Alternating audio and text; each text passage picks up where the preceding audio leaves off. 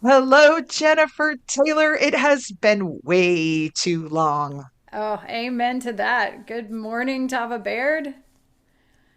Oh, boy, has it been a wild ride these last couple of weeks. For those of you listening, you have had uninterrupted podcast service due to the fact that Jenn is freaking amazing. She has been single-handedly editing for I don't know, it feels like 9 or 10 years at this point. While I flitted about the countryside from one pagan gathering to another, all through the second half of October and all of November. Doing your Samhain prophet was, thing, spreading the oh word. my God, Samhain was very dynamic this year. There was the ritual and the event at Green Hill Cemetery, veil walking. Then shortly after that, there was Hallowed Homecoming. And then 2 weeks after that, there was Mystic Fire. And so much has happened. Thank you for keeping the home fires burning here at the podcast and making sure episodes got out while I was away from the microphone. Oh, my pleasure. You have been a busy bee. We have both been busy bees. For those of you listening, you got to hear there is so much cool stuff that has been generated over the last about a month and a half. A lot of these things were put together for some of these events, and now they're out there where you can enjoy them. Jen, do you want to talk a little bit about Soul Songs and Omnivara for a minute? Sure. Yeah. So that was has been a very recent thing. I think we've actually even mentioned soul songs on the podcast some and touched on it here and there. And I have brought through some, and it seemed like before it had been pretty much on the birthday of the person, and Tava was the first one that I did. And this song just came through me that I was told was their soul song. And then you've heard us talk about that some on the podcast, but I remember hearing the way that the more Samael described what had been coming through, I was thinking, it's not all that I know it is meant to be. Like what he's saying is coming through in the soul songs as I was bringing them through. And it was had really been almost entirely something that I just did privately for people. I didn't really tell anybody about it. I didn't have it on the website. I still don't have it on the website yet. But then it started happening during sessions with people where I would be doing a session and all of a sudden it would be like, wait, record this. This is their soul song and share it. And then one person who actually listens to the podcast as well was like, I really want to give this as a gift to a good friend of mine. Will you do this? And I thought, oh boy, this is a big step out there. I don't know. And so I was like, yes, I know that I'm meant to do this. Yes, I will do it. But I started thinking about it in the days when I was getting ready and preparing myself for doing it. I was thinking, I know the soul song thing is supposed to be more, and it's more than what Samael has said the soul songs I brought through previously were. And I've also, in this period of time, been really working with the messages from our guides and the things that Samael was saying about being an altar to our building an altar to ourselves and standing in our power and understanding our divinity and living our divinity and accepting it and seeing it, which really goes all along with the stuff that Tava's been doing with all the Lilith stuff. And I've been feeling that coming in bigger and bigger and bigger. Like recognizing, this was probably a year ago, Samael said, I'm waiting for my blessing. When are you going to bless me? And I've started changing the blessings that I give and that I do to where I am fully embodying who I am, like the fullness of the divinity that is the aspect of the divine that I am, and then blessing things with that. And so it just kept evolving of realizing that I need to be more fully and accept more fully the divine aspect that I am. And as such, I started writing, I just started like saying and writing this invocation for the soul song for this person. And initially, I wrote it as an an asking, like or a sort of a may this be, blah, blah, blah. And then I thought, no, I am declaring that it is. And I went back and I changed it. And I think I actually did some channeling. And then I came back and was like, no. And I changed all the wording to be, this is what this is. And realizing that I needed to pull in that if I wanted the output to be different, I need to intentionally connect with and pull in exactly what I wanted to be in that song, and that I had a right to have a say in what came through and that I could shape it, which Samael has been saying for the last year. It was like, this is yours. You decide, you decide. But it's been really hard for me to own that, to feel like I have a right to decide. It's like, no, I follow the guidance of my guides. I follow the things. And I feel like in the last month, I've started really recognizing what he was talking about and feeling comfortable with it. And I think it was the feeling comfortable with it that I just couldn't it was like I just couldn't seem to manage. And so when I did this, then I wrote, and actually, I don't know, do you think I should read Yes, the yes, invocation? yes, yes. Read it. Yeah, so this is what I did. I just sat down and I really got myself in line with really feeling I have the right, not only the right, but this is what I'm supposed to be doing. My soul is incarnate to bring this through for a reason. I'm not just a puppet for other aspects of the divine. And so I sat down and I said, Archangel Michael, Gabriel, and Elin of the Ways, it is my intention to connect to, and said the name of the person's highest emanation of her soul and spirit. I bring through my voice the vibrational patterns, the wisdom, the activations, the wholeness of the name of the person's highest self. The patterns, vibrations, frequencies, wisdom that remind her of her soul's purpose here on earth in this lifetime. That awaken in her gifts, talents, abilities to manifest her soul's purpose in this incarnation on earth. The energies, frequencies, vibrations, patterns, and wisdom carried by and contained in this song remind her of her divinity, her true self, and return her to the knowing and embodiment of her soul's truth and the wholeness, the brilliance, and the full majesty that she is. This soul song, this song of her soul, is an activation of her highest potential, a remembering of her wholeness, and a deep awakening to it on every level of her being. This is aligned with her highest good and greatest well-being, providing exactly what is supportive and beneficial to her soul's evolution and expression in this incarnation. It contains as well frequencies of integration, ensuring it is received and integrated with grace and ease according to her highest good and greatest well-being. As her soul is ready for more and more of the fullness of its wisdom, more and more is released and integrated according to her highest good and greatest well-being, and the wisdom of her third heaven and higher guides who know her most intimately. So, kind of a big ask there. I was like, go big or go home, right? Funny because as you're reading that, Samael, there's almost what sounds like a sigh of relief. But he says the student jumps ahead again. This reminds me of, we were talking about this not long ago, that at one point Samael was talking to you about different pieces of song were tied to things in nature and the elements.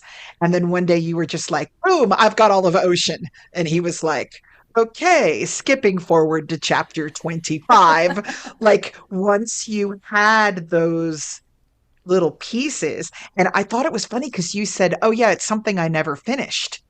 No, you just jumped all the middle lessons and you remember, like, figured out where you were going before he even had to deliver anything else. And it's a continuation. Like you're just the A plus student. I So think it's such a good, that conversation that we had was such a good reminder that if I feel like it's worth mentioning to people that, my from my perspective, because we tend to be so hard on ourselves, and I definitely tend to be very hard on myself and very much of a perfectionist. And I had looked at it as Samael had laid out this incredible thing and had told me to meditate on sand and salt and all of these different like elements of things and bark, and to meditate on them and really feel and channel, and basically the song for each of them would come through, and then I would dose them and I would mix all of these different things into songs, almost like in a prescriptive sort of way, and create songs for people as healing. And so I'd started that, and the songs started coming so rapidly that I couldn't even keep track of them. Because initially I was supposed to record them, send them to you. He would give us information about what it was. I would file it all away in this system, and then I would use it. But the songs started coming so fast. Like there's a backlog of things that I never even sent. And then all of a sudden, yeah, we went to Mexico. I stood there and received waves and stuff. And then he was like, oh, she will not need much, she won't need as much help now. And then was moving on. But I'd seen that as something separate. Like I hadn't seen that I had jumped. I hadn't looked at it as I had jumped to chapter 20. I had just gone, oh, it's another thing that here he gave me this beautiful thing to do. And I just let it go and I didn't finish it. And, I should have finished it. And then, but now I'm on to something else. And then here we're talking the other day and you're like, no, you just skipped forward because you didn't need to learn the alphabet anymore. You were learning yeah, words you or, had writing and reading words. exactly. You started thinking about sand and salt, and the next thing you know, you were bringing through the entire beach. Right. There was such a leap there where he was just like, oh, wait, there's this delight whenever you do this, where you're like, I took this thing and it wasn't really complete, and now I've built a skyscraper out of it, and he's just like, she remembers. I think he feels like he's doing his job there because he's here to nudge us, and then we go, and boy, once you get that nudge, you are off like a rocket, and you're like, this is look at all these things that I'm bringing through that weren't even on the kids menu he was handing you. Yeah, it was amazing. And so I said all of that. And then I got up to sing the soul song. And I'm like, all right, let's see what happens. And this whole 15-minute, I think, thing came through that was like, no, this is like a pre-ignition. Like, so in Reiki, you tend to get this, they call it like a pre-ignition or a pre-attunement or something, where it's an energetic healing thing that you get before you actually receive the attunement to Reiki, because you need something to help to prepare your energy system and open it and make it more receptive and clear out more of the kind of interference before you receive it. So it's a lot more effective when you receive it.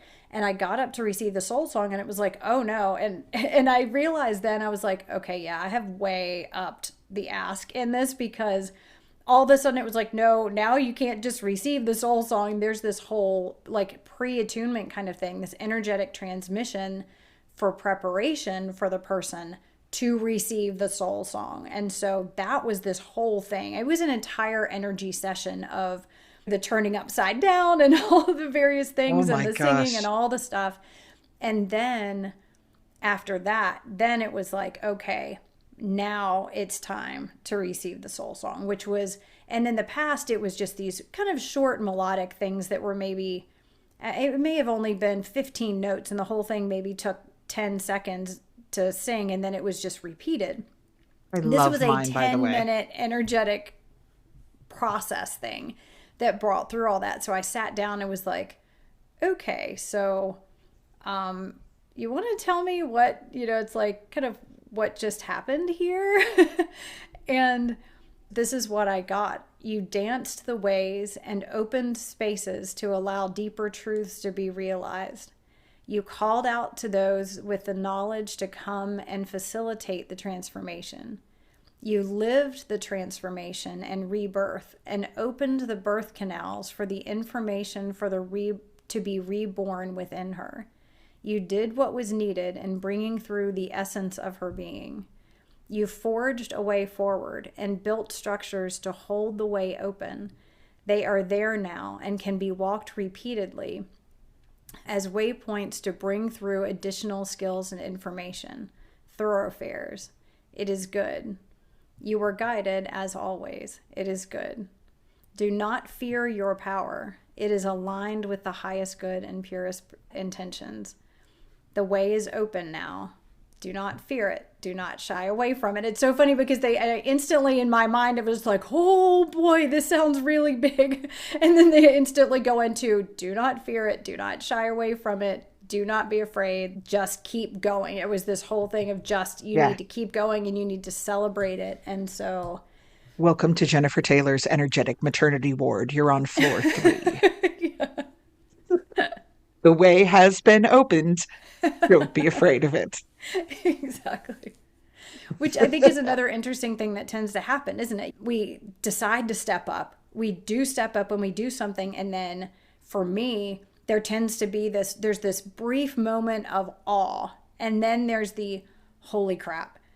I don't know. This is too big. Could this really be so big? And then there's sort of a backpedaling for me of like, wait a minute. This seems too big, which is when I have to take myself into all the Lilith stuff and Sekhmet and all those that are like, come on now. Like, what have we been talking about? What have we been working on? Step back up to it.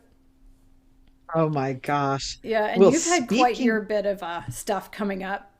I have too, but before I get into it, you're talking of singing is making me want to hear you sing.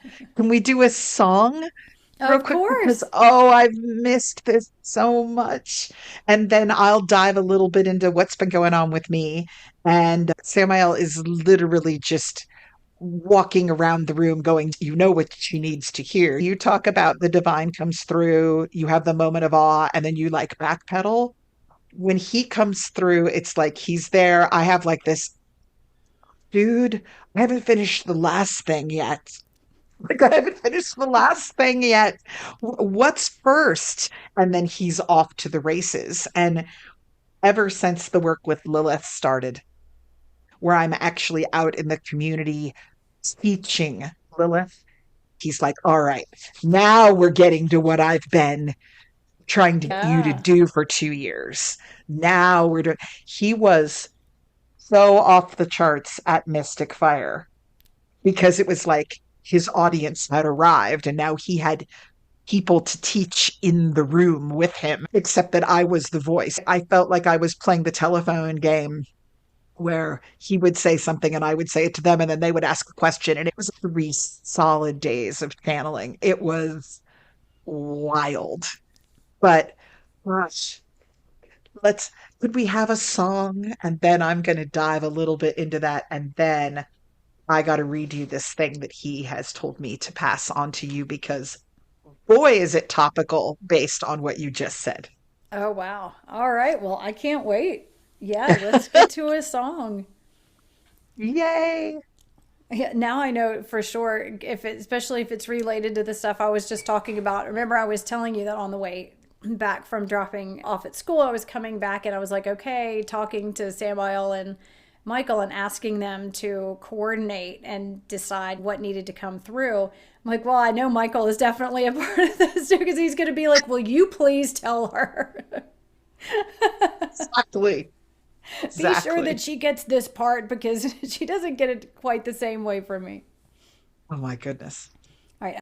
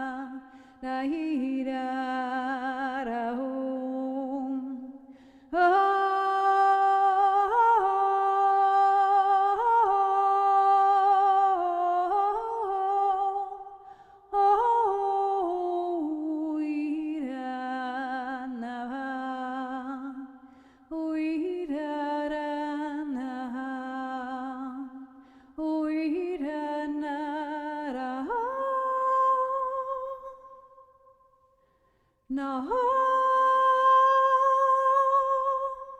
na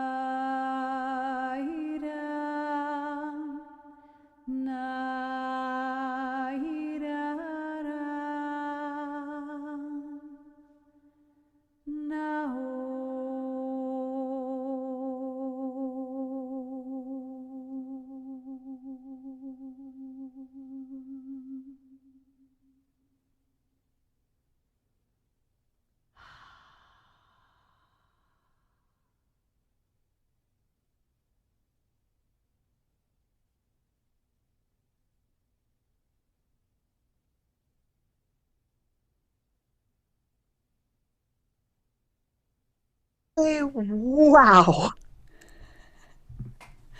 First of all, that was beautiful. Thank you. Second, so those of you who have listened to the Mystic Fire podcast that we did, I was recently at an event where I was teaching a 3-day intensive of an introduction to Lilithian magic. Um, and it was the first time that all three of the introductory classes had been offered in one to the same group. And we were all basically sleeping in the same building and taking our meals together. And it was really intense work. And since the time, he has been giving me bits and fragments of things that are supposed to come next, but they seem unrelated. And just now, as you were singing, 3 or 4 of them got all pulled together into one unit of how they're supposed to fit. Oh, wow. He had given me a title, calling it A Gathering of Owls. And now I know exactly what's supposed to happen in that lesson and how it works and how it connects to the first 3 pieces and how it starts to bridge into a deeper understanding of Lilithian magic. And I'm remember, okay, before we started today, poor Jen had to listen to me be all scattershot. I was like, these are 12 things that Samael's been talking about. Which one do we want to dive into? And now I'm realizing during the course of that song that like 5 of them are all one lesson. They're just different aspects of it. There is something about the way you sing that makes the puzzle pieces fit together in a way that nothing else does. I have been listening to him since I got home, and I thought he was giving me 30 different directives. And now I'm realizing that the lesson he gave me on liminal spaces the other night and this title of A Gathering of Owls and all of this wing work he's been talking about, all of this is all connected to an initiatory event in Lilithian magic called the Fall. I have words for the ritual right here. Came through with your song. So I Wow. cannot thank you enough. And if it's possible, if you could just start singing now and give me about 6 straight hours, I think I can get all the rest of it in order. I will be happy to Um, sing for you anytime. before we get into sort of the meat of this, there's been a lot going on my end as well. First off, I mentioned those three different gatherings rituals that I was part of over the last month. And I want to let you know that Jen recorded specific channeled songs for each of them.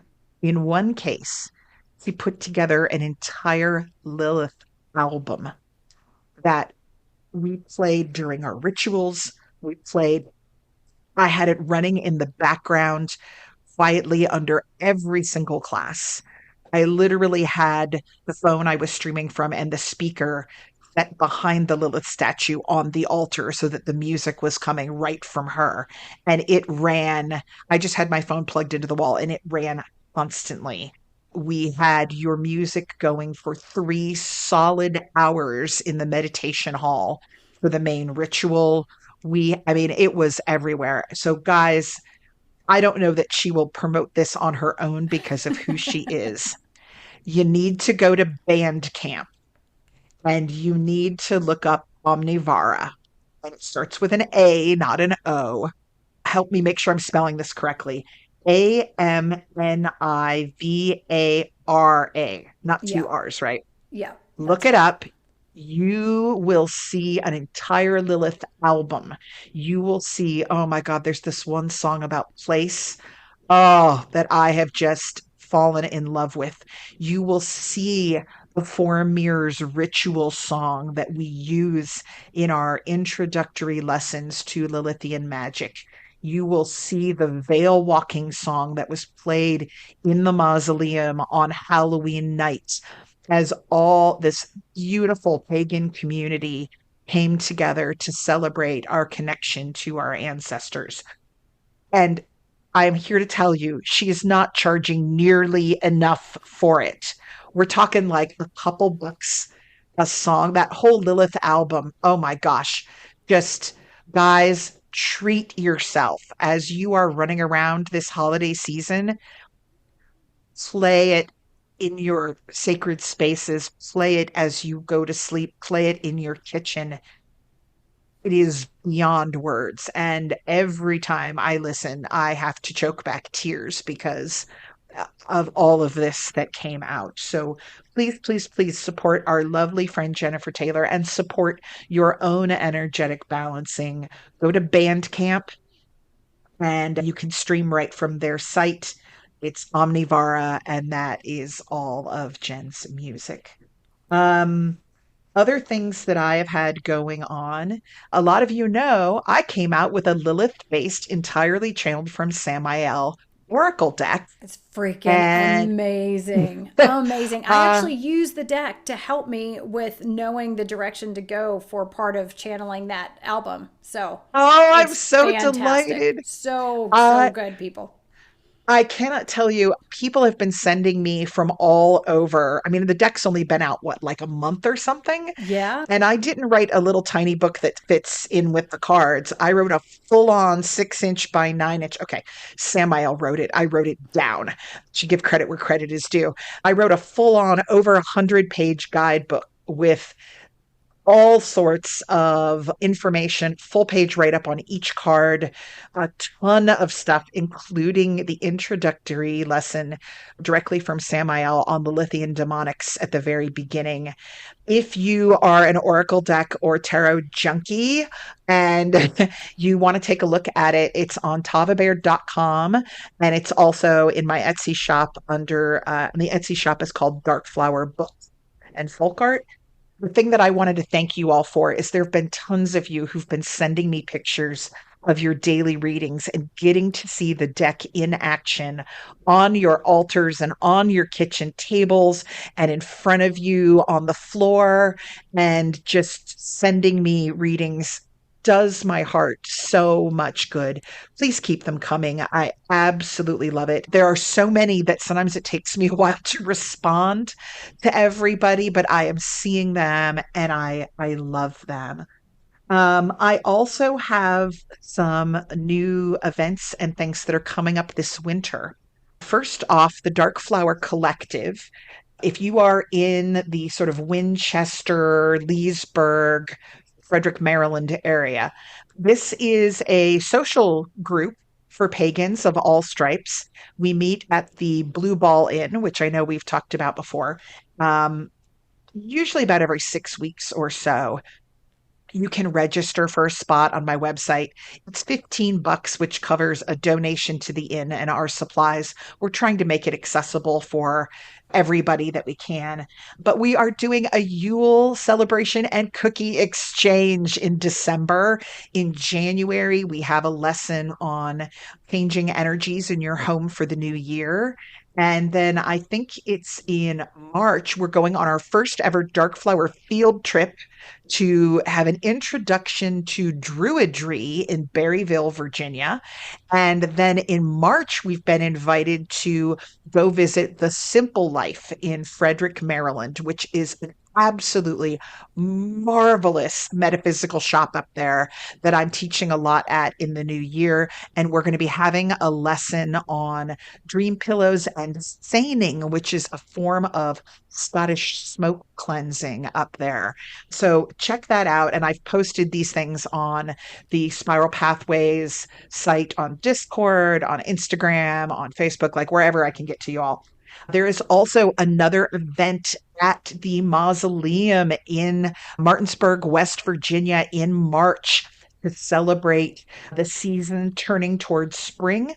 On the first day of spring, we are hosting Underworld, which is a Persephone and Hades experience where we are turning that beautiful mausoleum with its fireplace and windows into Hades Feast Hall. And yes, you can come dressed Greek. Yes, we will be building a beautiful altar to Persephone in springtime and honoring the dead. There will be a gaming tournament. There will be food. It's going to be a blast. And we are raising money to help preserve this beautiful cemetery. So that's in March. There are classes. If you are interested in the Lilithian magic classes, they are happening at both Blue Ball Inn and the Simple Life in Frederick, Maryland, all across the winter. And I will also be there is a new pagan owned art gallery in Berryville, Virginia called the Galaxy of Happy Art. I will be teaching a bone casting class there on January 4th. So all of these lovely events, just go to tavabaird.com. You'll see a big old calendar there. You can click, there'll be more information, and we would love to see you out and about in the community. And one more thing for Imbolc up at the Simple Life in Frederick. I'm hosting the store's first ever full moon night to celebrate Imbolc. And if you're a Spiral Pathways reader, it's also Alexander Scott's birthday. We're going to be making St. Bridget's crosses and cornhusk altar dolls and talking all about Imbolc. So lots of fun things to do this winter. Just because it's cold out doesn't mean you are cut off from community. But if you only do one thing, Amnivara, Bandcamp. I'm not kidding, folks. Really. It is playing 24/7 in my house. Well, I very much appreciate that. That is very kind. And I have to say, again, in terms of giving credit where credit is due, I said, all right, I will create all this music. Just have Samael tell me what tracks and who to channel. And he gave me, through Tava, thankfully, gave me the list of, all right, like this is the name of the song, this is who to channel. This is the name of the song, this is who to channel. And so I was able to I would pull up my master list and go, okay, who wants to come through today? All right, we're doing this one. There is a song on there that is Samael's song, and it feels more energetically like him than any piece of music I have ever encountered. It's literally, if he was a character in a movie and was coming in, it would be his theme song. It's just, it's breathtaking. So that's on there as well. And just really gorgeous stuff about Lilith. And four mirrors. Every time I do the four mirrors ritual, people just cry their way through it with that music. It's very, very balancing, and it allows you to set a lot down. And as we head towards 2026, I know we all have a lot of things to set down.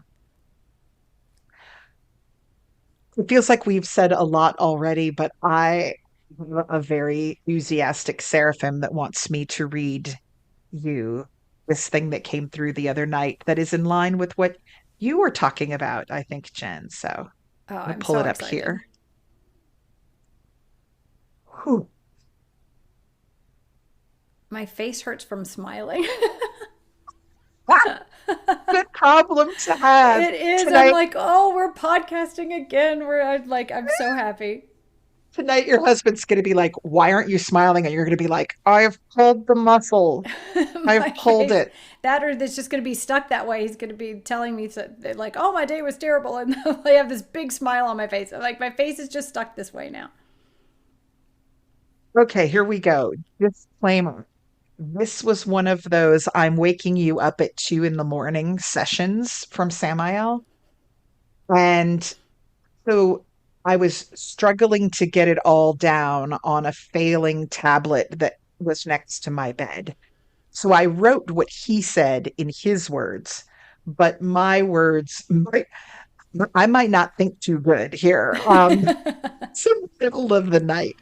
But if you can allow a little lax phrasing on my part, I think we could do he, that. and I'm going to try to get through this without tearing up at all. We've been having such a happy time, but maybe this will give your face an opportunity to rest. So he woke me up with a question, and the question was, what do you allow? This question shook me to my foundations because somehow I'd never thought of it before, never been asked it before. What do you allow? The phrasing suggests much. First, it means I am in a position of power where I get to decide what is and what is not allowed. I think on that for a moment. I was raised in a society and a family where I was taught that everyone else's rules were what must be navigated. I had to ask my parents, my teachers, and lawmakers for what was allowed. While I often pushed back against some societal norms as I grew, I never really internalized that I had any power. Any gains I made were made quietly in the shadows. Even when I go out to teach in the pagan community or am advocating for equality, I always wait for the other shoe to drop. At some point, I'll get noticed by those who make the rules, and I'll have to hide again. The concept that I have the power to give permission had never really dawned on me. I'd never really felt it. And what happens if I do not give my permission? I understand it from the side of the one who disobeys. Disapproval, withdrawal of favor, separation. These things are used as punishment. Physical blows, shame, humiliation. All of these things work because of fear. I have spent my life as a caregiver, a people pleaser, the one who steps in to act as a mediator to keep the peace. I avoid confrontation. I avoid tears. Oh, the things I've sacrificed in myself to keep others happy. Did they deserve to be made happy by you, Umshala? Or had they just trained you well to fear their wrath? My stomach lurches at the thought. Oh God, they trained me so well, I stopped questioning it at all. When I was young, I had no recourse if someone denied me love, support, and attention. Nowhere else to turn. All of my emotional support had to come from one parent. We moved constantly. My father was at sea or on duty. We never stayed near relatives or anyone else who might balance me. My existence hinged on the whims of one person, and it was a person whose emotions were none too stable, who felt they'd been denied safe harbors of their own. And so I learned. Keep the peace at all costs. Don't question it. Navigate the stormy sea as best you can. If you think about the unfairness of it, you'll drown. And so, for more than 50 years, I swam in circles, getting no getting nowhere, doing it even when it wasn't required, an automatic response, one so ingrained in me that it became me. What do you allow? I have never lived in an equal state of energy. Even when it was offered, I played games in my head to avoid it. You must stay vigilant. Keep your rebellions small, or they will come for you with their punishment. Had I done things to deserve the punishment? If not, why am I this way? Don't think. Keep the peace. What do you allow? Some part of me did recognize that people aren't meant to live this way. I fought for others to be raised in love. I worked with children and those with special needs. I threw all my energies into helping people find community. Why do they deserve it and you don't? I don't know. I don't know. Truth is, I don't know any other way to be. And then after a brief time, Samael came in, and this next part is all him. Let us begin again. Lilith has visited you. And what will you allow now, Shala? Will you allow others to drain your energy to replenish theirs? Or will you allow the opportunity for your relationships to become equal exchanges of gifts? Will you allow distraction from the sacred work you have chosen to do? Will you allow the desperation to be loved that was trained into you to get in the way of your sleep, your preparation of holy food, and the care of your body? Will you allow the stagnant energy of the disorder in your home to drain you? Will you allow yourself to become a victim? Will you allow your habits to postpone making sound and compassionate choices for yourself? Will you allow your fear of rejection prevent you from saying no? Will you allow yourself the same time and consideration you give others? Will you allow others to announce their desires without ever asking yours? Will you allow the fear you carry to lie to you and tell you that its name is empathy? Where are the boundaries of your country? Who is sovereign there? And will this place of self stand or fall away? Will this gift of a question from Lilith bring you a graceful power, or will you cast it aside in favor of habit and delusion? What will you allow? Kindness is something you give once, Umshala, but balance is something you can teach and spread. It is sustainable. It gives everyone involved worth and power. Kindness has limits, whereas balance does not. Stop being only kind, Umshala. Start being balanced. And trust this will save many more than your attempts at simple kindness ever could.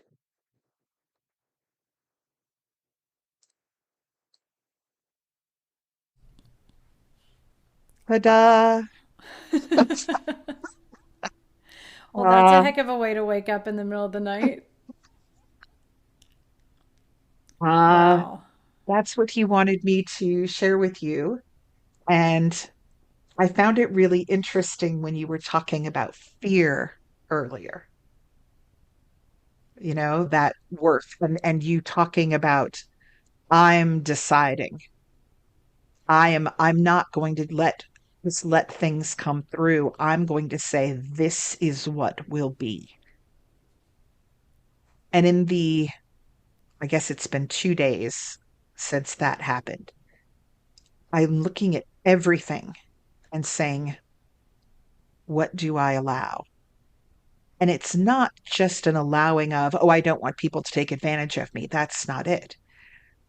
It's also allowing grace to come through. It's allowing equality to come through. I am so lucky And I have so many dear, dear friends. I have an incredible husband. I have you, Jennifer Gerlando. I mean, there's so many friends. I have like 8 Jennifers that are like a coven of the most powerful people I know. And yes, I'm looking at you, one in Philly, who I know is listening to this, right?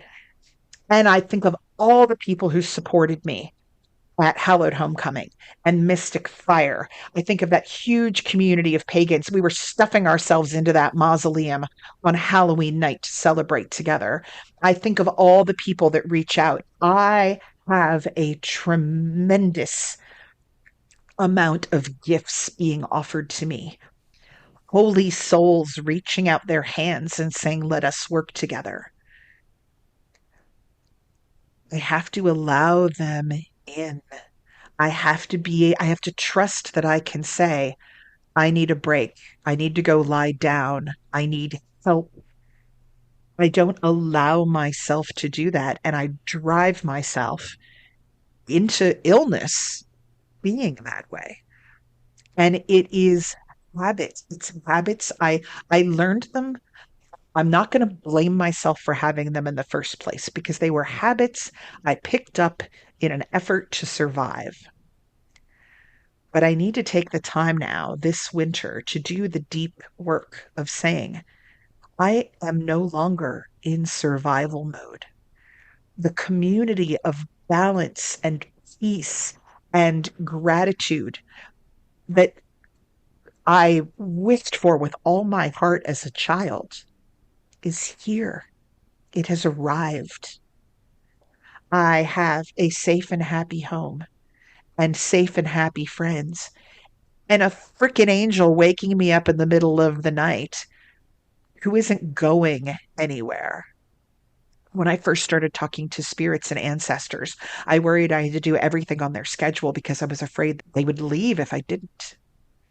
And it was Irene Glass, I think I've mentioned this before, who said to me, this was at a Fertile Ground gathering last May. He said, if they would abandon you for that, then they're not worthy of your time. It had never occurred to me the idea that somebody had to be worthy of my time, that there should be an equal exchange there. And and maybe I'm alone in this. Maybe these revelations are just new to me. I feel like there's a lot of us out there who have these same issues because I hear it over and over and over again. And I know that if I'm to expand this work I'm doing with Lilith and Worth, then I have to keep walking through them and trust that I will pick up all of the information and deliver it. I'm going to deliver it to the best of my ability. I mean, I'm no angel, but uh, I am doing my best. Um, but what do we allow? I had someone write me last night and say, she's at it again. I'm dealing with my drunk mother. And I was looking at all of the ways my friend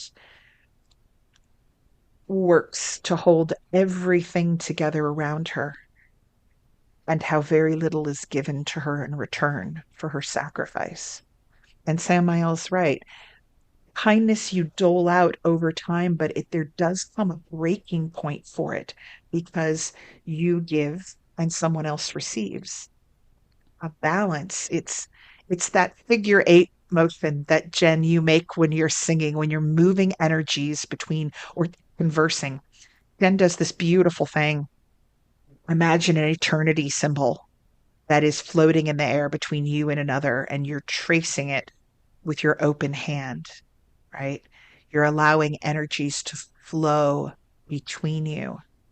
When you give and you get back, then balance is sustainable and there is energy for more kindnesses to be generated. But just the giving from a cup can't go on for long. And that's why just simple kindness needs to be sustained by balance.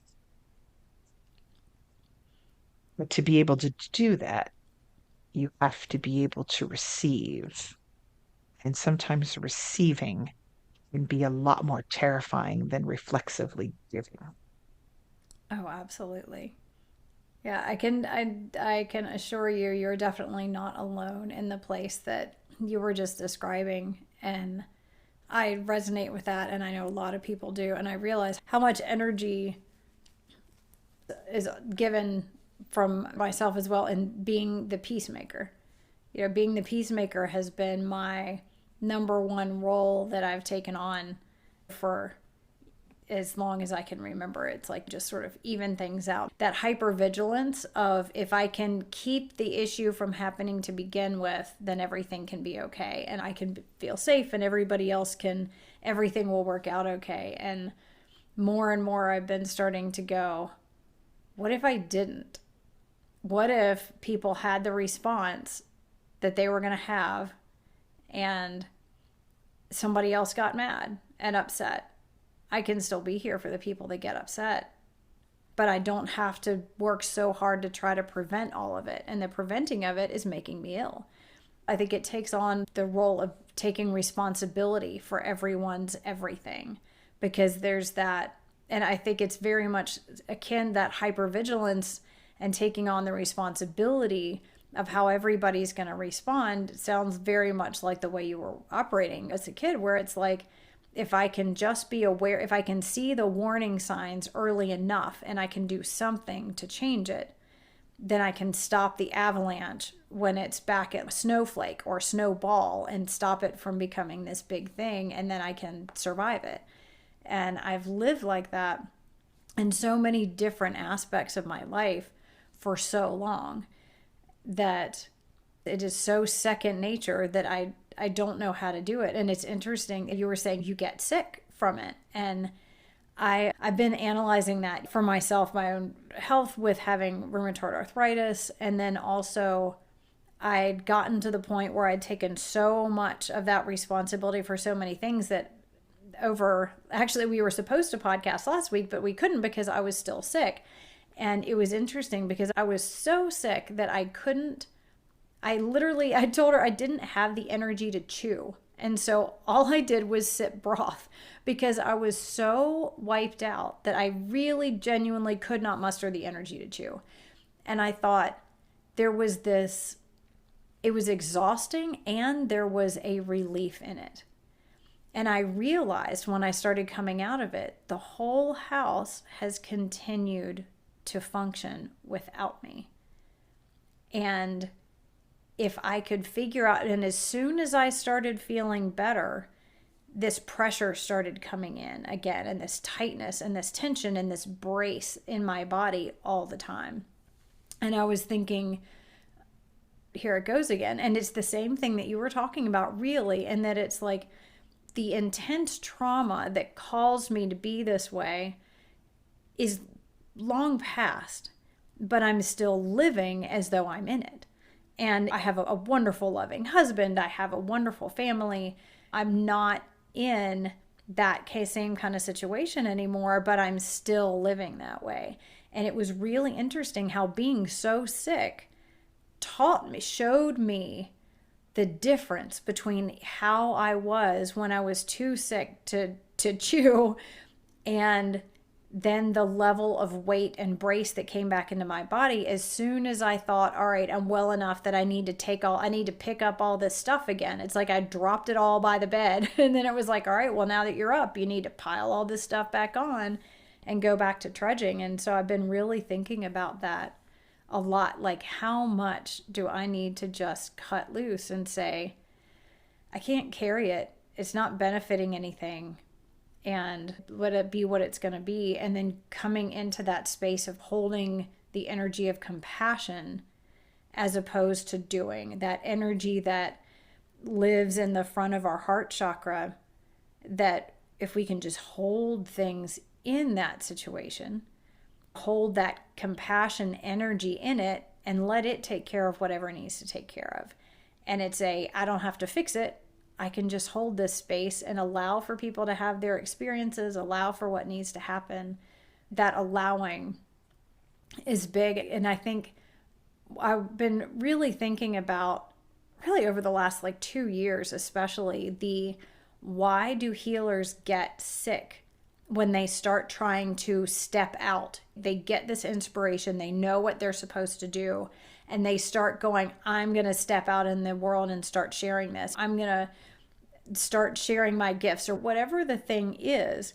My sister-in-law had said, do you see, because all of her friends are healers, she said, do you notice that like whenever anybody is really ready to, they're really stepping out to do something, they get some sort of major illness and it like knocks them back.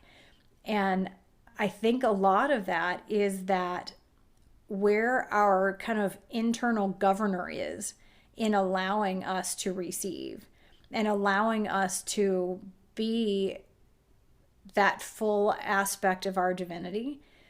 And when we start, I think when we start getting inspired and we start going, wait a minute, I can do this and I have a gift and I need to get out there and start sharing it. That internal governor that says, whoa, whoa, whoa, that is not how we do. That's not how we stay safe. This is one of my hypotheses about what happens, is that I think that internal thing happens that goes, we need to shut this down. This isn't safe. It's not safe to go. And it relies on all of those old false beliefs, all of those things that were probably true when they were created, but are not true anymore.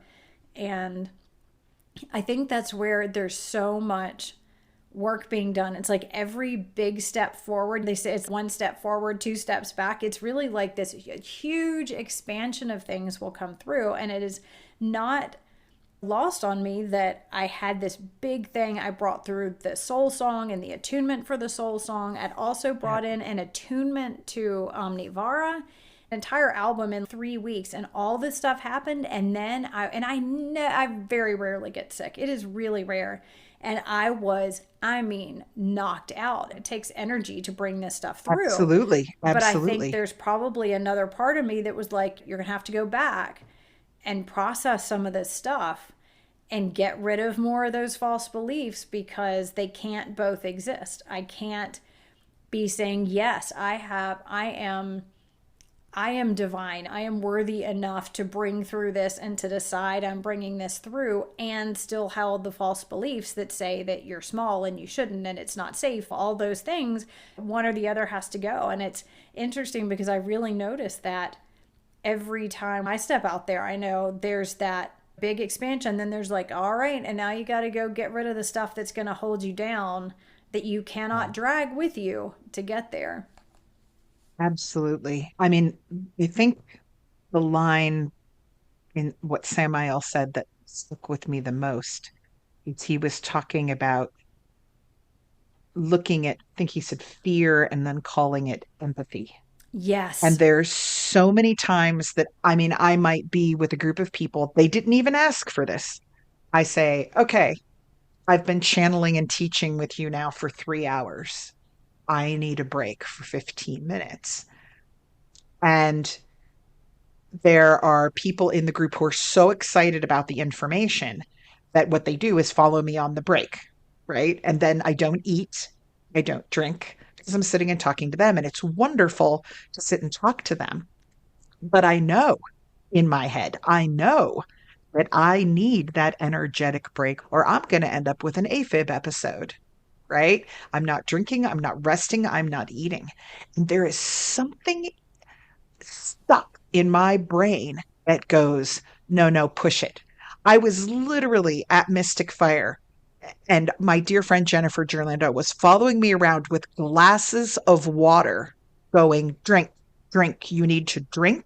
You need to drink. My entire student group was telling me to drink. And what was my reaction? No, no, I'll do it later.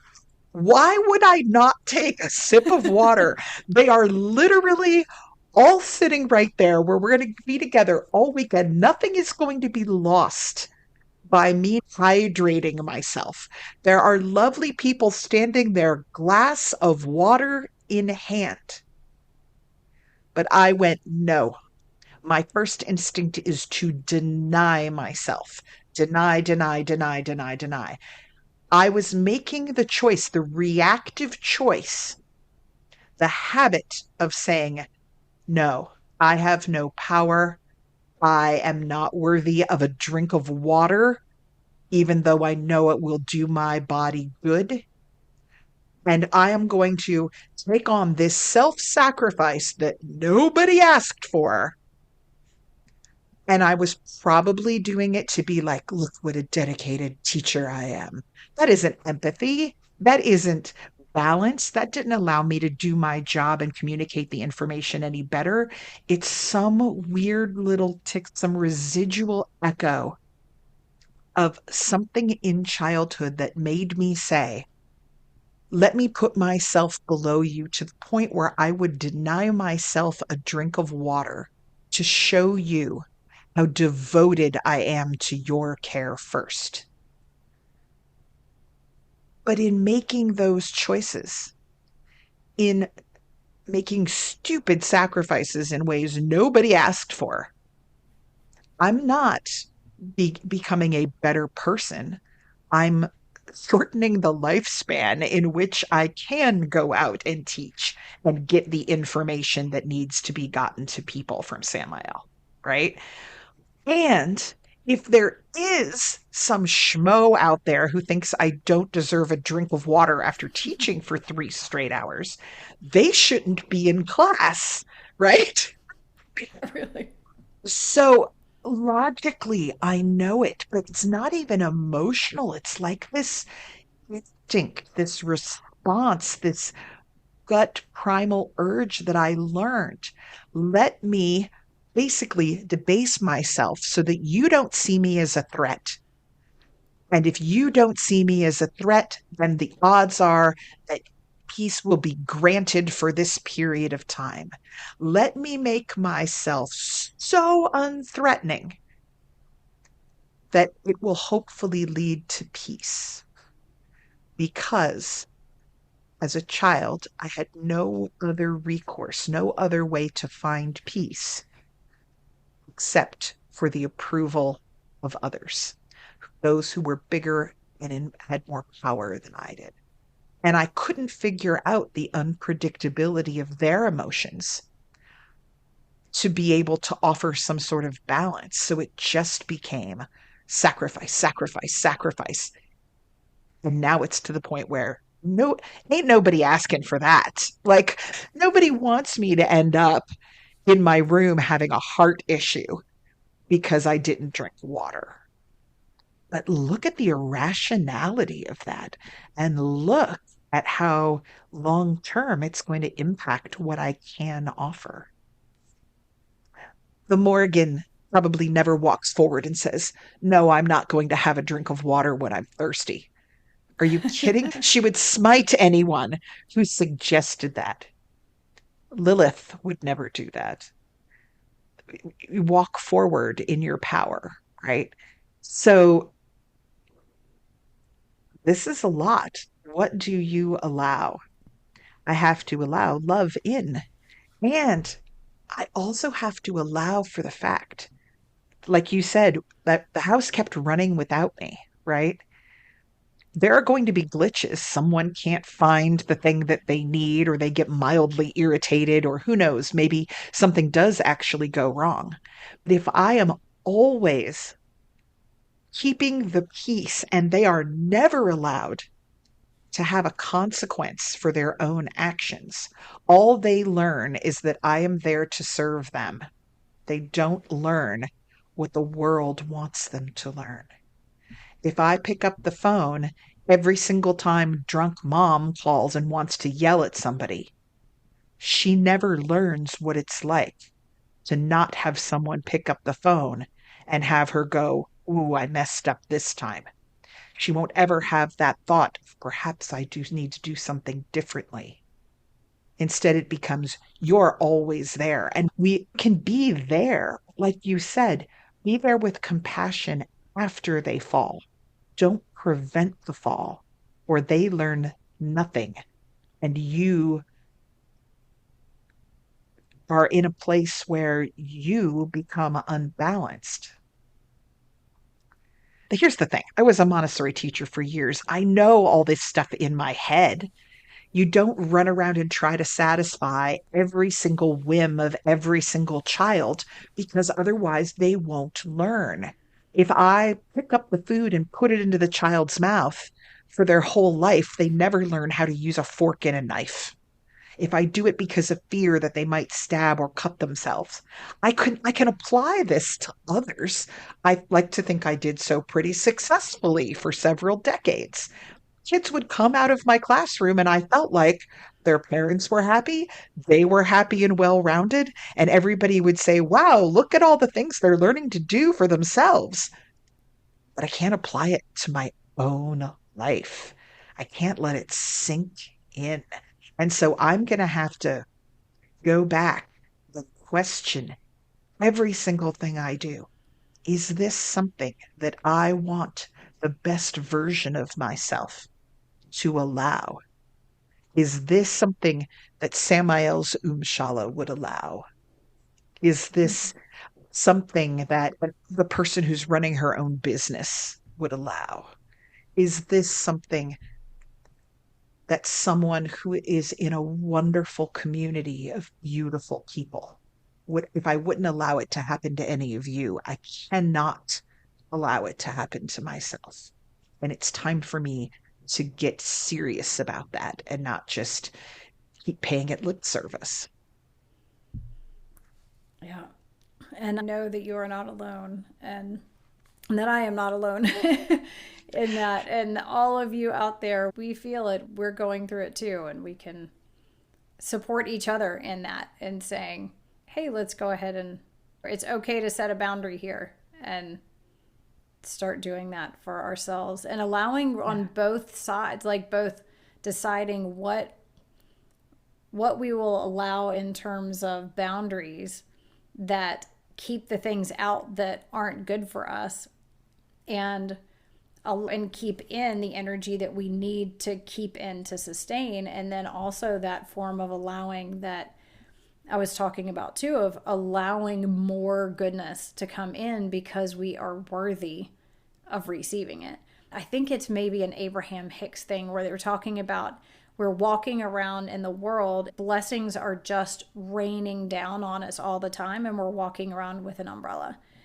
And I think of that when I think of how much are we allowing in. We need to just put the umbrella down. As soon as we stop doing the things that are just blocking those blessings and that grace and ease and the energy and the inspiration and the goodness and the abundance to come through, it's not that we so much have to do something to make it happen. It's that we have to just stop doing the things that are preventing it. I think it's an Abraham thing of basically if you have a cork and you tie a string to it and it'll just float on the surface, and when you pull on that string and you hold it underwater, you can keep it there. All we have to do is let go of the string and stop pulling ourselves down, and we'll bounce right back. It's really that allowing. I love that word so much because it's an active thing, but it is not a go out and do and force something. It's just stop doing the stuff that blocks it and allow ourselves to receive. A lot of it is rooted in the concept of shame. I'll give you an example. So, several weeks ago, I moved my office around and I pulled out a bunch of tables and I added new shelving. And this office that I'm podcasting in right now, um, it's the size of a master bedroom because it is a master bedroom. Like that's how big it is. I mean, it's not enormous, but it has a lot going on in it. There are things waiting to be shipped out. There's, paperwork. There are spirit dice drawing in one place and poppets in another, and filing that needs to be done. And lordy, the state of my altar. And when I left Hallowed Homecoming, I was thinking about the fact that I was going to be, in a couple of weeks, it was going to be Thanksgiving, and that I needed to put order into my space. And it had been a very dynamic, spooky season. So every flat surface in my house is covered with stuff. And I'm at the point now where I'm like, oh, I have to clean, I have to organize, not just clean, but organize the entire house. And I'm sitting there at the table on the last day of Hallowed Homecoming. And I said, yeah, I got to go home and start putting things in order. And there were three lovely pagans sitting at the table with me. And they said, we don't live that far from you. We'll come help. And my immediate thing was, no, no, no, no, no, no, no, no, no. The first thing you think is, oh God, don't let them see how the sausage is made, right? Don't let Right. them see that I have been living out of a laundry basket for since the beginning of time, and that I am wildly disorganized in this office, and that my altar isn't perfectly dusted. And oh God, like these were people who could easily set my office in order in under an hour. And they were volunteering to do it. They just were willing to come help so that I didn't have to sit there and shake my head. And I was just like, oh, no, no, no, no, no, no. Thank you, thank you, thank you, thank you. That's really sweet. And I knew it's the childhood idea that I have to put forward a face to the world that is organized, responsible, thinks of everything ahead of schedule. Plus, I have to keep myself somewhat attractive. I have to be timely. I have to be all of these things.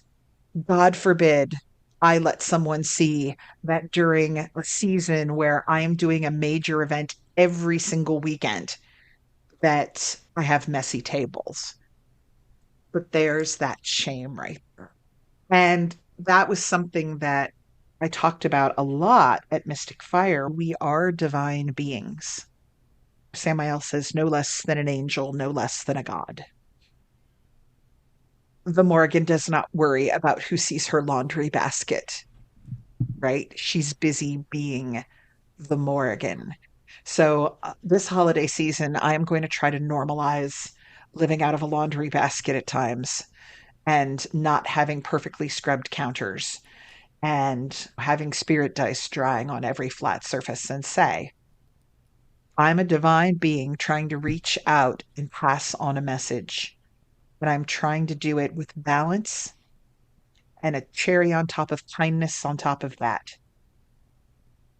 But I have to stop and think of in my domain what is allowed. Yeah, So, absolutely. And it's a good reminder for all of us as you were talking that I was thinking about messages that might be beneficial for others to hear too, because I feel like everything that happens with us privately pretty much ends up coming through and being something to share on the podcast as well. I think reading this for you and our listeners might be beneficial to hear. This maybe gives us a different direction of this is how the guides and the aspects of the divine that we're not maybe always seeing and hearing are viewing us and what they're wanting us to do. You know, the reason they're saying all this so much is because it's really in counter to the things that they see and hear. They have to immediately go straight into it is good. You were guided. It is yes. good. So, to everyone out there as well, do not fear your power. It is aligned with the highest good and best intentions. The way is open now. Do not fear it. Do not shy away from it for fear of losing your way or ridicule. It is yours and yours alone. Only you, only you can walk it. Only you can know it is right. Do not give over your power to others seeking validation. The time has come to own your gifts, own your power, own your abilities, embody them, take them. Oops, sorry, I've lost my spot. All right, embody them, take them on as your mantle, wear them for the world to see. Do not be afraid. Do not tarry or falter. It is yours, yours alone to carry, to foster, to birth again in this incarnation. This is only the beginning. More will come, and quickly. Set time for it to come. Make way for it. Herald its arrival. Honor it. It is you in its fuller form. And I thought I really liked the, set time for it to come. Yes. Make a way Yes. for it. Herald its arrival. I think so many times it's like, oh, things are coming, or like, oh, good, yes, I am all these things. And we start to say that, but then there's we just continue. If we just continue with our busy lives and continue with things the way that they are, we're not making the space for something to come in. Yes. I know a Yes. lot of Yes. times Yes. people talk about, if you want that partner, that person to come into your life, make a space in your closet where they'll hang their stuff or that kind of thing. Make the space for the things to come in that we want to have. But over and over, it really was like, do not give your power over to others. You're the only person who can bring through exactly what you're meant to bring through in this lifetime and be all of that. And you don't get to be that, and the world doesn't get to experience that if we play small and disallow the things that would fill us up and allow the things that would keep us down. There's a card in the Oracle deck that says consecrate your tools yourself. And I think about how I was raised in a faith that told me I needed someone else to talk to the divine for me, that they had to have gone through special practices to be able to preach or hold the things that were on the altar. But Samael likes to say an altar to Lilith is an altar to the self. When you're invoking her, you're invoking yourself. So if you say, I am worthy of building my own altar and consecrating my own tools, but I am going to do it and invoke the divinity that is in me, that's a very powerful thing. One of the things that was really neat at Mystic Fire is we had an opening ritual, and each of the three path leaders stepped forward and said something, and I brought a bowl of bones for everyone. And I said, the bones are here to remind you of a few things. I said, number one, these animals died wild and free, and you are also wild and free. You get to choose what gets built. And I'm paraphrasing, of course. I said, second, the bones are here to remind you that you too will die, but don't worry, you'll get over it. you know, and then we went on to talk about the cycles of life and the returning to the self.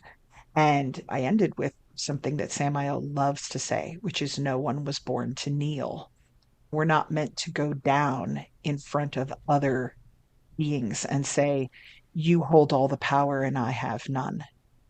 Instead, if we do any kneeling, it is to bend down and offer power to those who are smaller than us or who cannot rise on their own, and then lift them up with us.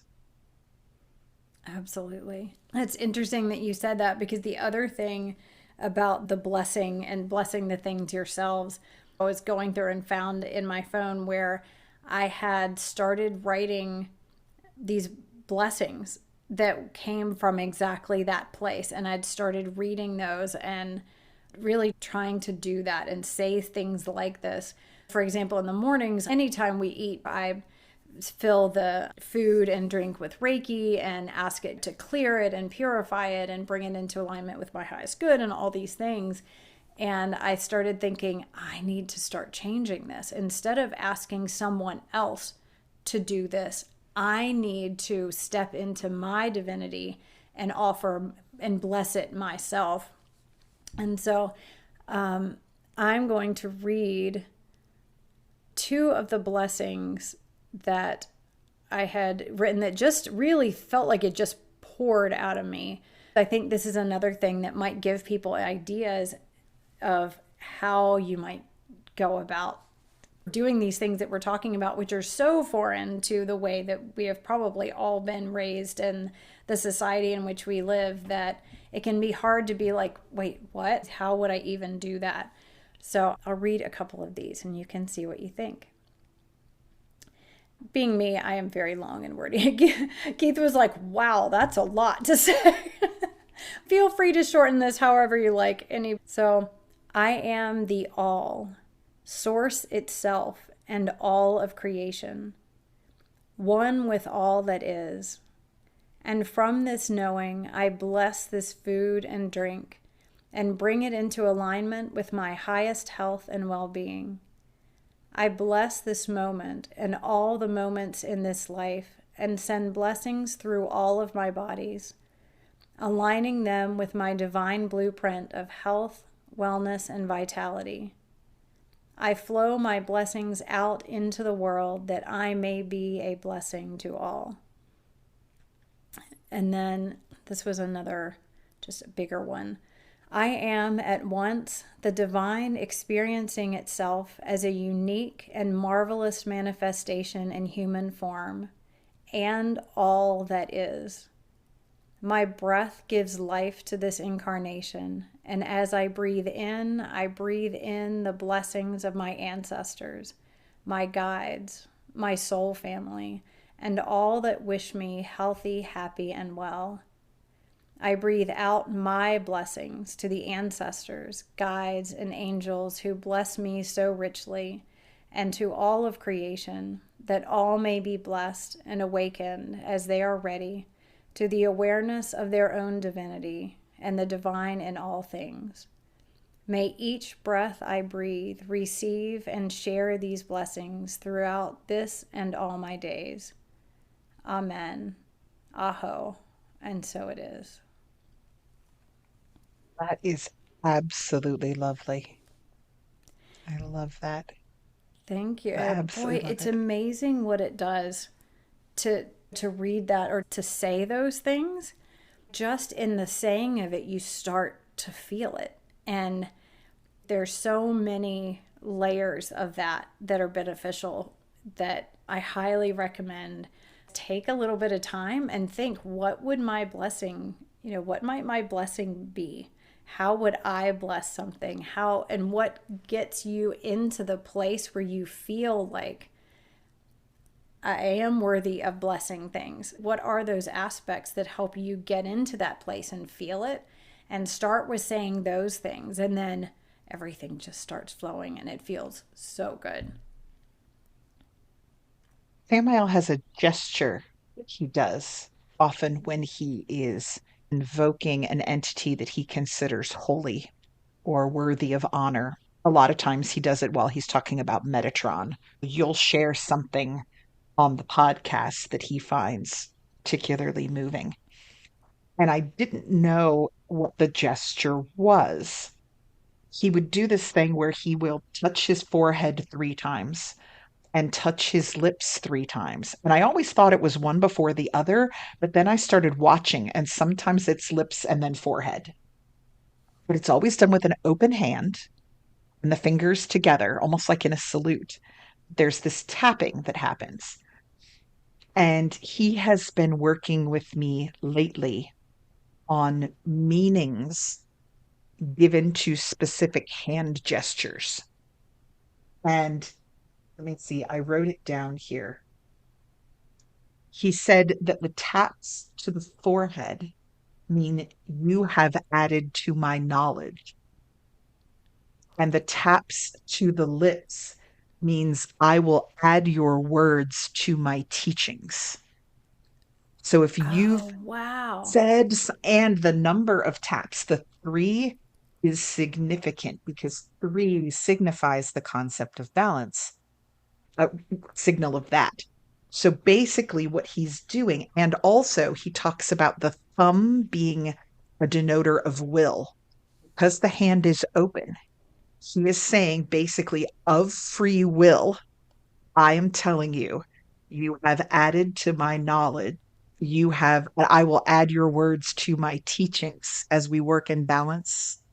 It is an acknowledgement of the blessing of your teaching and a statement of purpose that he will carry what he has learned from you forward.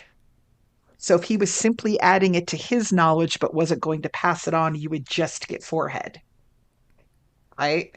Oh, that's If it was, but the, fascinating. isn't that cool? So I just thought, I'm like, what is he doing? He's tapping his face again.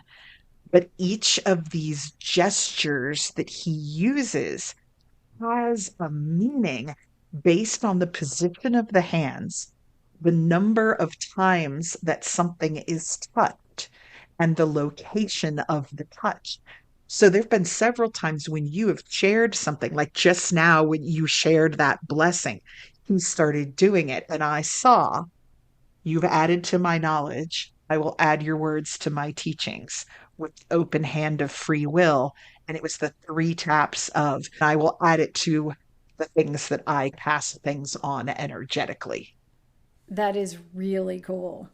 But it's all without words. He might be talking about something else at the time, but he's also acknowledging. So when he, a lot of times he'll say, Metatron, Metatron, Metatron, praise his holy name. And he's signaling that Metatron always adds to his knowledge and that he will carry on teachings of Metatron, walks forward in balance.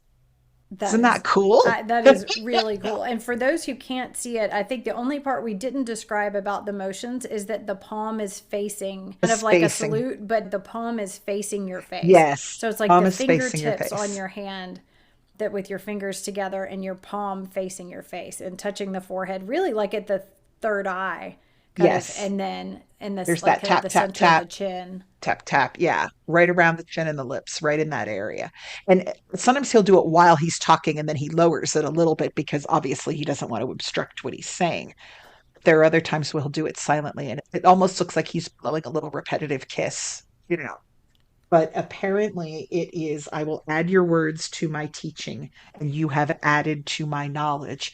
The three signifies creation, that he feels he is balance along with you. And the fact that the thumb is exposed in the holding of the hand means that he does this of his own free will. I am so excited for all of this work that you're bringing through. I cannot tell you, Tava has so many irons in the fire that all of this work about learning about all of these gestures and the, I believe you called it, said like the subtext that it gives to Mhm. everything that is said. And just like this, like the addition of the understanding of what it really means when he's doing these gestures during the time that we're talking and things happen in the podcast, but then all the different ways he's going to, or he is already showing you, and that you're going to be bringing into manifestation ways to teach us things along these lines as well, is just, it's so exciting. There is so much exciting stuff There's coming through. so much. I could just explode. It's so awesome. Oh, on down the line, I'm absolutely certain that there's going to be a whole class that goes with gesture. How neat to be able to add subtext of gestures to the things that you're saying. I mean, wouldn't it be great to go on retreat and there's essentially your own little simple language that accompanies your gestures when you are in ritual or when you are talking to someone? And I'm like, what a neat thing. So, yeah, this is one of the things that I'm working on right now is starting to learn the meanings of all of the hand positions and how they are utilized. It's neat stuff, but oh, I'm so craving another song right now. Yeah, I was going to say, I Is it feel like it is song time again. it is song time again. So, thank you so much for everything you shared today. Oh, you as well. And I'm always in awe of your just openness and willingness to be vulnerable and real with all of us and for the benefit of everyone. And I'm really grateful for it. Likewise to you. And thank you, everybody who's listening. We so appreciate you. I had no idea that there would ever be this many listeners. No, this. Yes. It is It is. amazing. Oh, and we love, love, love to hear from you. It's so wonderful when we do. Yeah. Um, And I'm and hearing more and more of people finding out about us through friends who are saying, you have to listen to this podcast. You would really love this. And I think that is the ultimate compliment the idea that you got so much out of it that you're wanting to share it, and you're sharing it with other people and they're getting things out of it. I mean, it is just a dream come true. Yeah, it was really funny to be teaching at some of these places I've been at over the last month. And I'll talk about something and say, oh, and if you want more information on that, I think we did a podcast episode on it. And somebody in the group will be like, season two, episode 14. And I'm like, whoa, I don't know that. And I do the podcast, and somebody will be like, I just listened to it. So thank you to all of you who know more about the podcast than I do and are, what they used to say on Mystery Science Theater, keep circulating the tapes. Yeah, so you're circulating our tapes. We greatly appreciate it. Yes, absolutely. All right, well, let's see what Michael has to bring through. And I realized I had been asking. No, I feel like I'm getting the, weren't you just talking about not asking and giving away your power? Ah, Maybe it's your habits are own, hard. maybe you choose it. I was like, oh, yeah, okay. Can I make a request? Absolutely. We always ask Samael what he wants. I'm going to make a request. Yeah. Would you mind seeing if somewhere floating around you is a song of forgiveness for ourselves? Oh, I like that. We talk about all the things we have to set down and all the habits we have to break. Those things were put there because we needed them and they served us at that time. They got us to where we are now.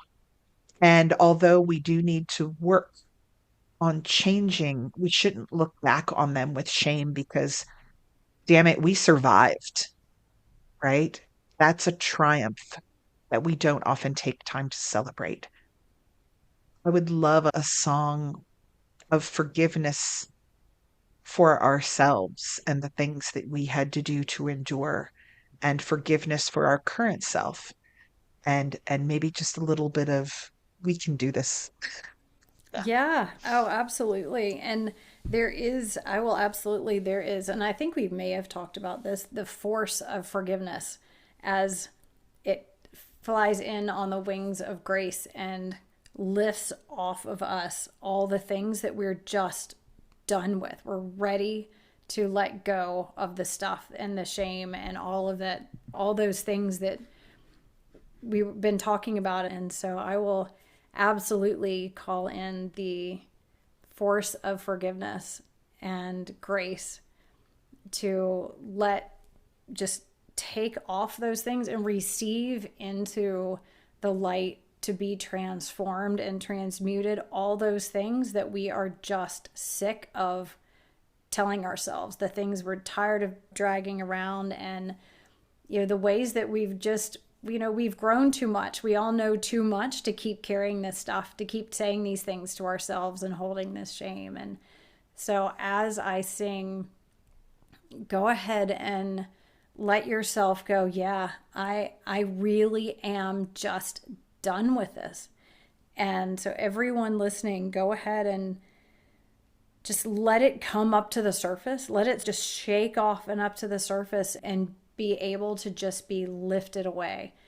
And all it requires for you is a readiness to go, yeah, really, I'm just done with it. And let it all go and be willing and receive then that grace. I think there's definitely a reason that the force of forgiveness comes in on the wings of grace. Receive all of the grace around that. So what a wonderful suggestion. And this is, I Thank can't you. believe how many episodes are we on now, and that has never occurred to, I think, either one of us. So I love No, your suggestion. I'm not going to allow shame to root in me anymore. Amen. All right, let's sing. Sure. All right.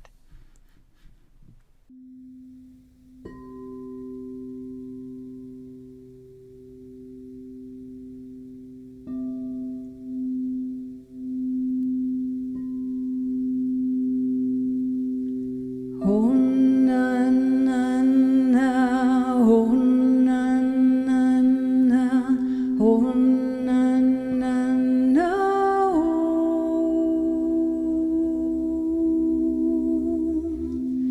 Oh na na na, oh na na na, oh na na na,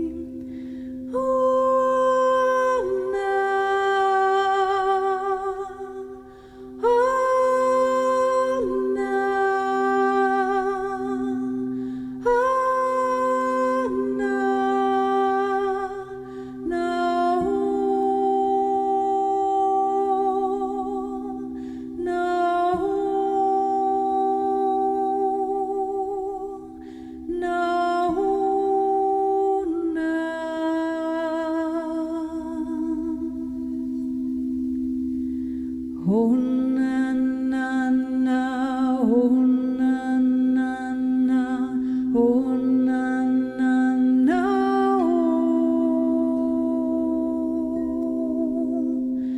no,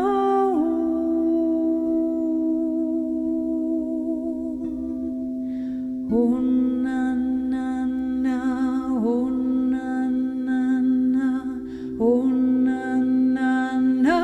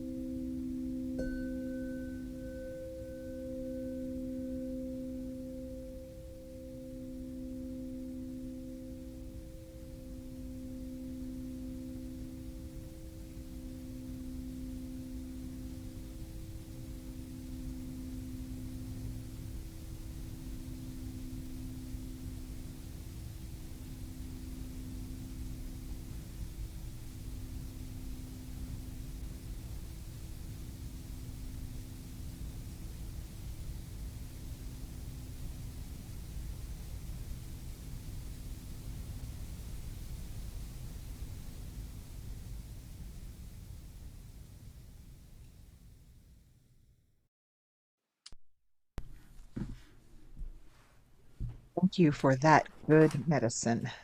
That was wonderful. I have, My pleasure. It felt great. it's amazing. Those bowls and your voice. Chef's kiss. Oh, wait. Let me do this the Samael way.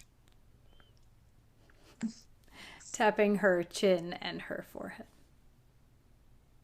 And speaking of him, I have some final words. Invocation is a holy word. What does it sound like when you invoke yourself? Calling, a lament, a lullaby, scream, battle cry stuck in the throat and never sounded, prayer, poem, an echo of words whispered to a lover. Is it the small voice of a child crying alone, waiting for someone to hold them in safety and care? Is it words? Is it a song? Is it a victorious ululation rising to the wide open skies? Are they sounds of praise? And do they invite the listener to look forward or back? A screech, a groan, a muttered expression, or a sigh, a sigh, a breath released after being held too long, perhaps making way for the next intake of cool, clear air. What will your last utterance be, Divine One, before you stretch your wings and fall?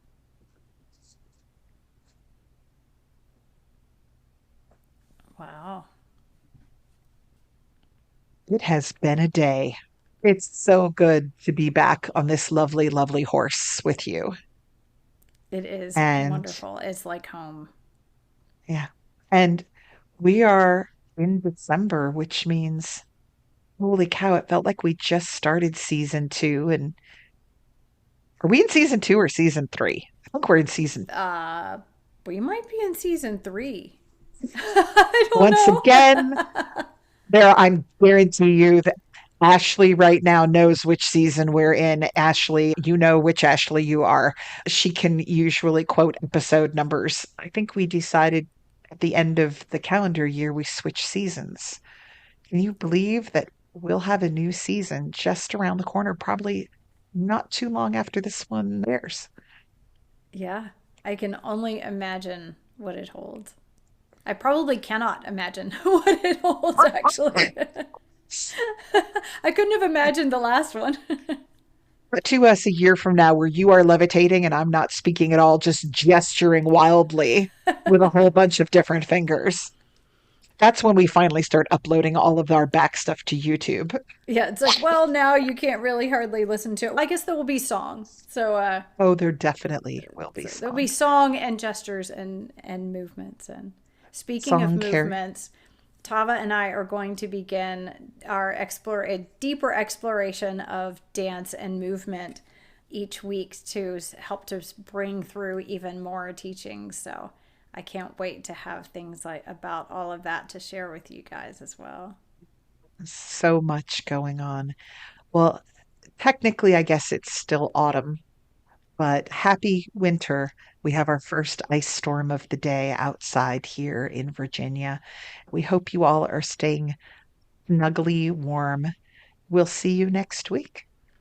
Yes, and feel free to send us your invocations and your blessings Yes. that you have come up with. We would absolutely love to hear them. And Oh, if you're yes. willing, we would be really happy to share them on the podcast for others to be inspired as well.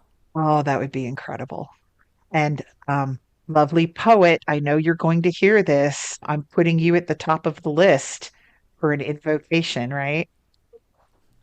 Is it bad that we're like calling out specific listeners today? We know you're out there. And your invocation doesn't have to be poetic, it can be No. just the raw acceptance of your divinity and your worth and how your unique blessing sounds, which everybody's is going to sound totally different. So I would Yeah. love to get a variety from all of you to be able to share and give other people ideas of, okay, yeah, it doesn't have to just sound like what Jenn said. No, at Hallowed Homecoming, one of the coolest moments was at the end of our Saturday night ritual. I got to be there dressed as the Morrigan and led the community in a series of battle cries.